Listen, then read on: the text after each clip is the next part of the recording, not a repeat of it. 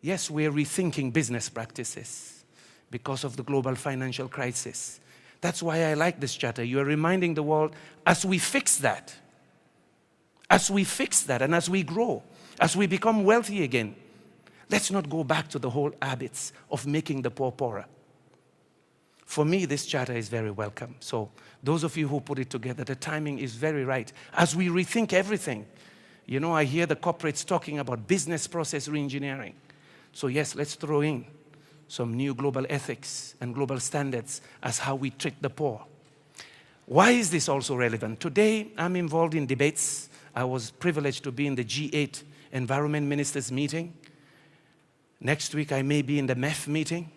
The following period, I'll be in the G8 Energy Ministers meeting. The Italians have already invited me. And I say to them, as I listen to the debates, I say, ladies and gentlemen, we're talking again about a new Green Deal.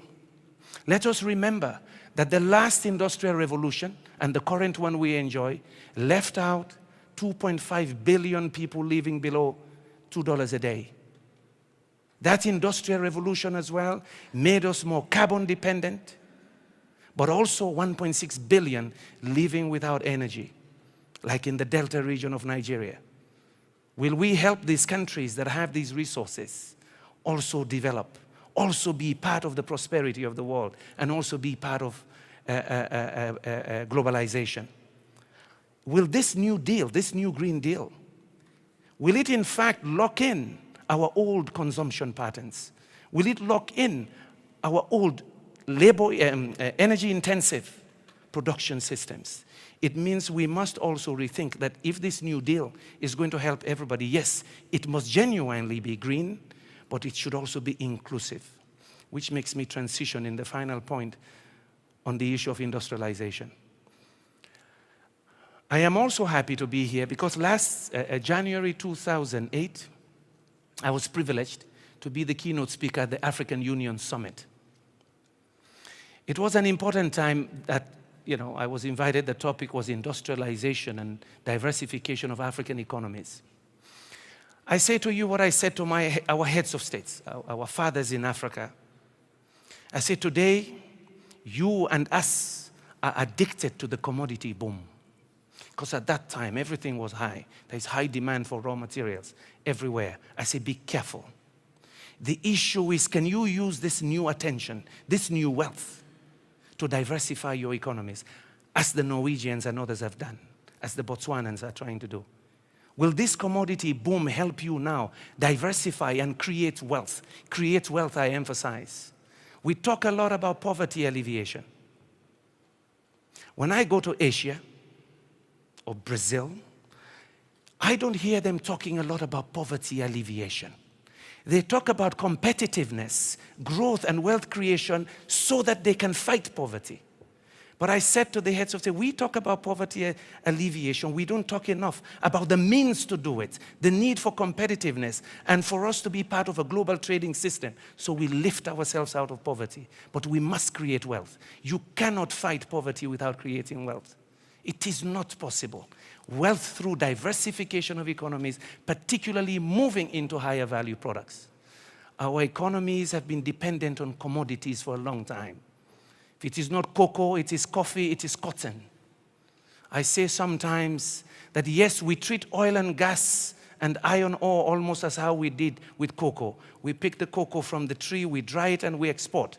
Now we ship the oil and gas out. We don't even ask if we have access to energy for the very people who are exporting it. For you who are businessmen, and for those of us in the development system, we must also ask the question, how do we help these economies establish the roads, the infrastructure, the access to energy, so that in fact they can transform their economies into other productive activities, for example, manufacturing?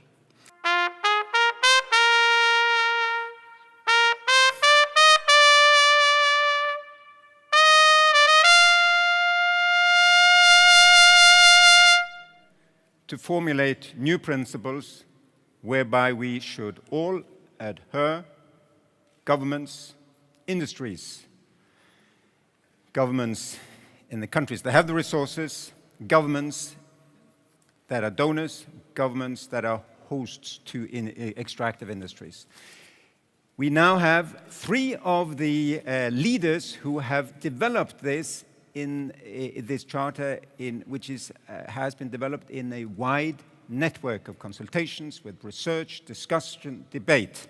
And I'm proud to invite to join me here Karen Lissaker, who's the director of the Revenue Watch Institute. I can't think of a more appropriate place to launch the Natural Resource Charter than Oslo. No country does more than Norway to share its experience in managing its oil and gas wealth, and to promote effective, transparent, and accountable policies for natural resource management around the world.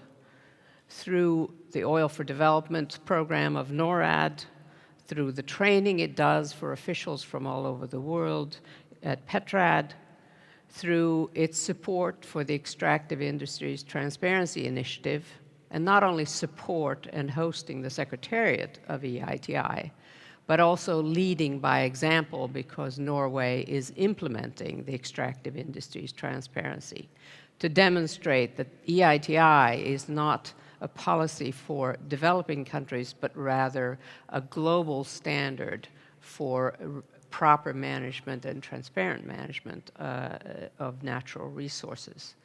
I'm indeed hoping that my own country, the United States, will choose to follow Norway's example in implementing EITI.